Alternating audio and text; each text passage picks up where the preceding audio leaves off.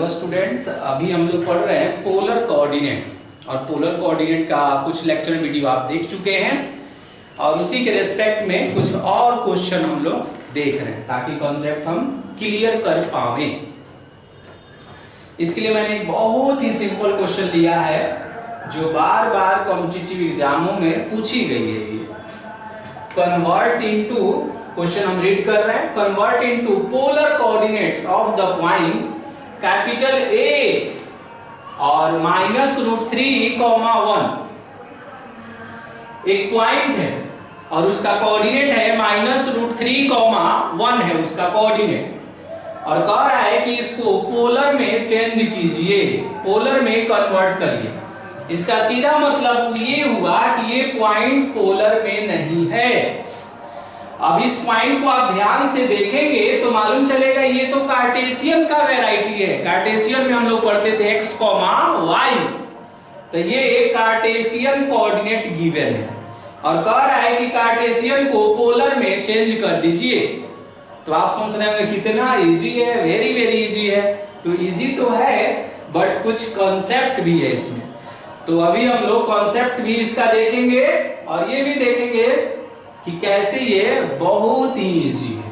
Okay, और ये very very important question है, बहुत सारे कॉम्पिटिटिव एग्जामों में इसको पूछा गया है। तो अभी ये कार्टेशियन कोऑर्डिनेट है पॉइंट का, तो क्या हमने लिख दिया, हमने लिखा कि गिवन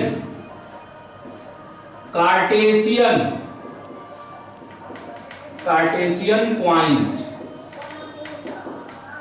तो कार्टेशियन पॉइंट कितना है, a, और ये है -√3 और कॉमा में 1। अगर ये कार्टेशियन है तो निश्चित रूप से इसका एब्सिसा -√3 है, तो एब्सिसा को हम क्या बोलते हैं, x बोलते हैं। तो x का वैल्यू कितना हो गया, -√3। अच्छा, y का वैल्यू कितना हो गया, तो y का वैल्यू हो गया 1। तो x -√3 है और y कितना है, 1 है। तो x भी मालूम चल गया और y भी मालूम चल गया। अब हम क्या करेंगे कि अब इस कार्टेशियन पॉइंट को पोलर में चेंज करेंगे। पोलर में चेंज करने का मतलब ये हुआ कि we have to find the value of r and theta. जब हम r और थीटा को फाइंड कर लेंगे तो ये पोलर में चेंज हो जाएगा।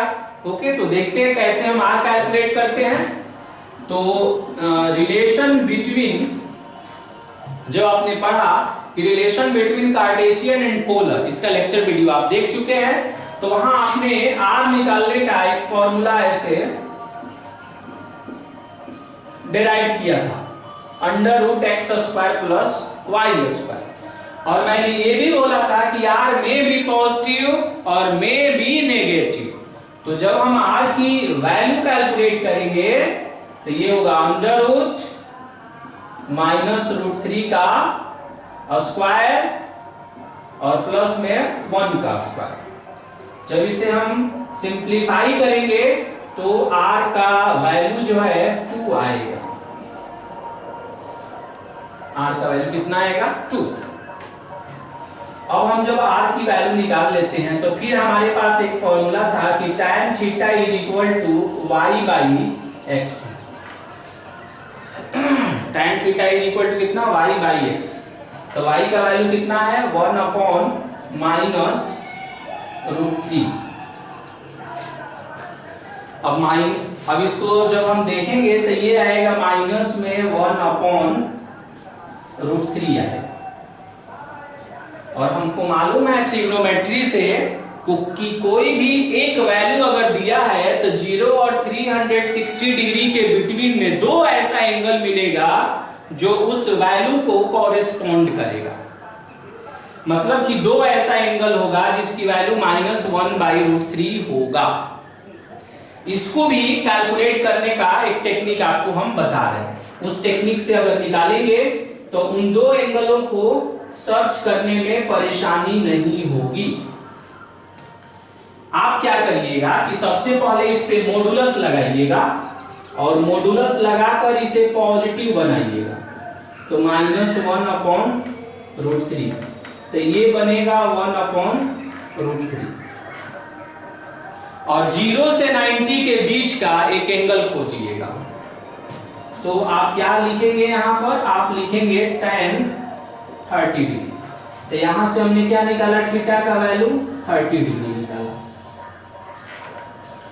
ये टेक्निक बस इस बात को बताने के लिए है कि कौन कौन ऐसा एंगल है 0 डिग्री और 360 डिग्री के बीच में जिसका वैल्यू -1/√3 होता है। इस बात के लिए सिर्फ इसको हम लोग नोट में जो आप देख रहे हैं ना, इसी चीज को सिर्फ हम इसमें जानेंगे। जब आप थीटा जान जाएंगे तो आप देखेंगे कि tan थीटा जो है, tan theta is negative.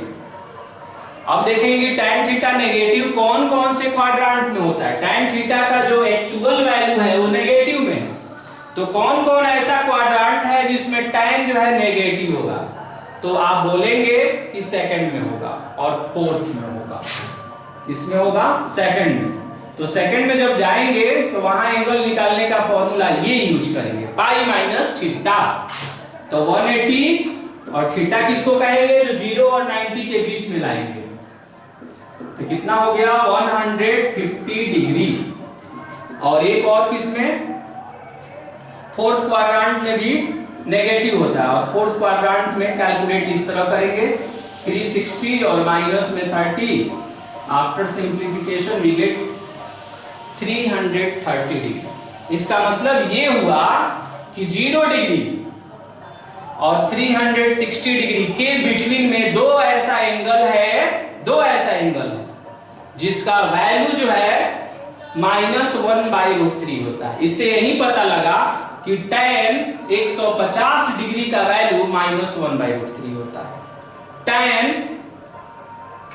330 degree का वैल्यू भी -1/√3 होता है। अब इसमें क्या करेंगे ना कि दोनों में जो स्मॉलर होगा उसको हम मार्क कर लेंगे। तो दोनों में स्मॉलर कौन है, 150 डिग्री, तो उसको हमने मार्क कर लिया 150 डिग्री। अब कहेंगे कि तब तो ये एंगल कैलकुलेट हो गया, अब तो हम पॉइंट बना सकते हैं। तो नहीं, पॉइंट ऐसे नहीं बनता है कि जब भी हम पोलर में जाएंगे ना, तो प्रीवियस लेक्चर वीडियो में मैंने डिस्कस किया था वेरी वेरी इंपॉर्टेंट टॉपिक को, कि कार्टेशियन में पॉइंट होगा 1, तो पोलर में इसके कॉरेस्पॉन्डिंग 4 पॉइंट होता है। कार्टेशियन में पॉइंट होगा 1 और वो पोलर में 4 पॉइंट को रिप्रेजेंट करेगा डिफरेंट वेव से।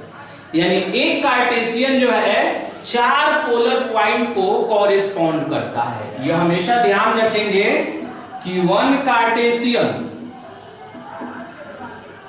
कार्टेशियन पॉइंट जो होता है ये 4 पोलर पॉइंट को कॉरेस्पॉन्ड करता है, 4 पोलर पॉइंट्स को कॉरेस्पॉन्ड करता है। अब चारों को निकालने के लिए कुछ टेक्निक है। 4 को करता है तो चारों को जब हम कैलकुलेट करते हैं तो कैसे करते हैं, तो देखिए एक जब हम कैलकुलेट करेंगे तो इसके लिए हम यूज करते हैं r थीटा। अब r किसको कहेंगे, जो हमने कैलकुलेट किया है 2, और थीटा किसको कहेंगे, दोनों में जो स्मॉलर रहेगा उसको सेलेक्ट कर लेंगे, ये सबसे बेस्ट होता है। अब जब सेकंड में आएंगे तो -r होगा, और यहां पर थीटा माइनस पाई होगा। इसको याद रखना है आपको। ऐसे प्रीवियस लेक्चर वीडियो में हमने काफी इसको डिस्कस किया था, ऐसे इस तरह भी याद रखेंगे तो और क्यूब हो जाएगा। तो ये हो जाएगा -2 कॉमा, ये है थीटा। तो थीटा कितना है, 150 डिग्री। तो 150 डिग्री और माइनस में 180 डिग्री, तो ये आएगा -30 डिग्री। तीसरा पॉइंट को आते हैं, थर्ड वाले पॉइंट को। तो थर्ड वाले में जब आएंगे तो ये आएगा -r, और यहां यूज करेंगे पाई प्लस थीटा। तो ये बन जाएगा -2, और पाई का मतलब है 180 डिग्री, और 180 डिग्री में 150 डिग्री को ऐड कर देंगे तो ये बन जाएगा 330 डिग्री। अब देखिए चौथा एक और पॉइंट कॉरेस्पॉन्ड करेगा। तो चौथा को कैलकुलेट करने के लिए आप क्या करिएगा, r करिएगा, और यहां पर थीटा -2 पाई करिएगा। तो r कितना हो गया, 2 हो गया। थीटा कितना है, 150 डिग्री, और ये कितना हो गया 360 डिग्री। ओके, तो इसको जब आप सब्ट्रैक्ट करेंगे तो आप देखिए कितना होगा। तो ये हो जाएगा माइनस में 210 डिग्री। इस तरह से हमने चारों पोलर पॉइंट को, मैंने कहा ना ये बहुत ही इंपॉर्टेंट है बात कि एक कार्टेशियन जो पॉइंट होता है ये चार पोलर पॉइंट को कॉरेस्पॉन्ड करता है। यानी एक कार्टेशियन पॉइंट रहेगा तो उसके रिगार्डिंग चार पोलर पॉइंट प्राप्त होता है। चारों देखने में तो डिफरेंट होता है बट जब इसको लोकेट करते हैं तो ये सेम ही चीज को इंडिकेट करता है। इसके लिए हम एक आपको चेक करके दिखा सकते हैं। प्रीवियस लेक्चर वीडियो में हमने आपको दिखाया था कि सभी को हमने चेक करके देखा था और सभी से एक ही कार्टेशियन पॉइंट का सेंस आ रहा था। ओके, तो एक हम सेकंड को चेक करते हैं, देखते हैं कि क्या ये पॉइंट सेकंड वाले को मान लीजिए हमने बी कह दिया और इसका कोऑर्डिनेट है -2, 30 डिग्री।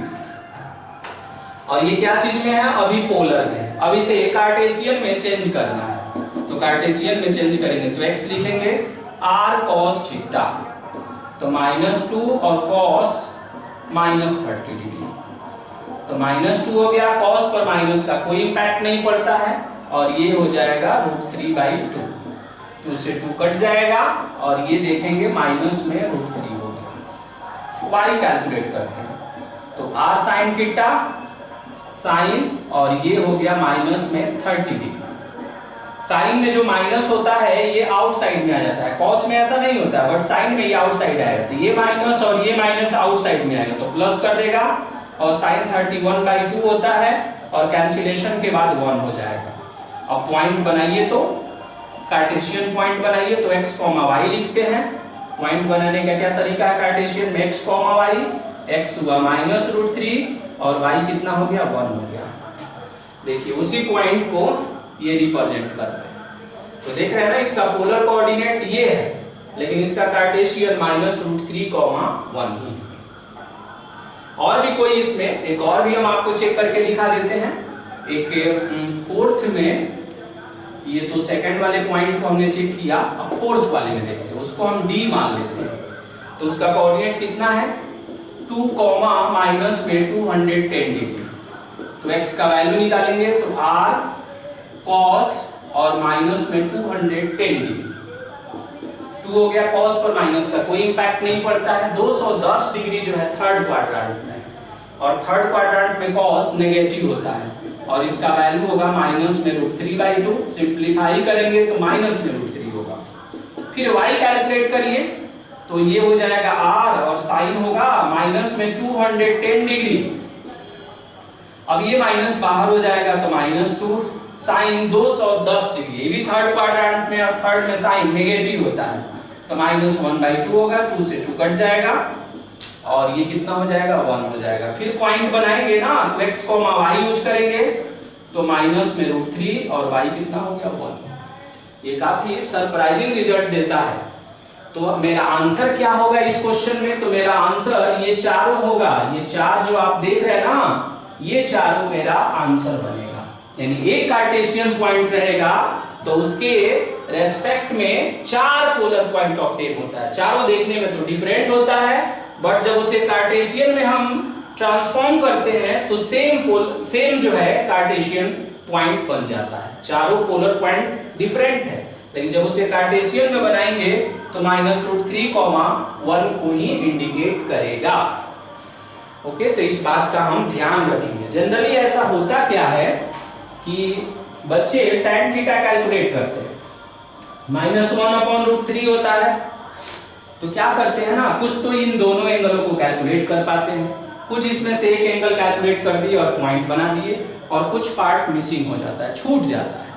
तो इस बात का हमेशा ध्यान रखेंगे कि जब भी कोई कार्टेशियन पॉइंट दिया रहेगा और मुझे पोलर में कन्वर्ट करना होगा उसे, तो एक कार्टेशियन पॉइंट रहेगा तो उसके रिगार्डिंग चार पोलर पॉइंट मुझे ऑब्टेन होता है। चारों देखने में डिफरेंट होता है बट जब इसे लोकेट करेंगे तो चारों ओवरलैप करता है, एक ही पॉइंट पर जाकर कंसाइड कर जाएगा। और जब उसे हम कार्टेशियन में भी चेंज करेंगे तो एक ही कार्टेशियन पॉइंट को बताता है। ये वेरी वेरी इंपॉर्टेंट कॉन्सेप्ट है पोलर का, इस बात का हमेशा हम ध्यान रखेंगे। ओके, तो और भी इसमें हम लोग नेक्स्ट लेक्चर वीडियो में और भी पोलर से रिलेटेड बातों को जानेंगे। ओके।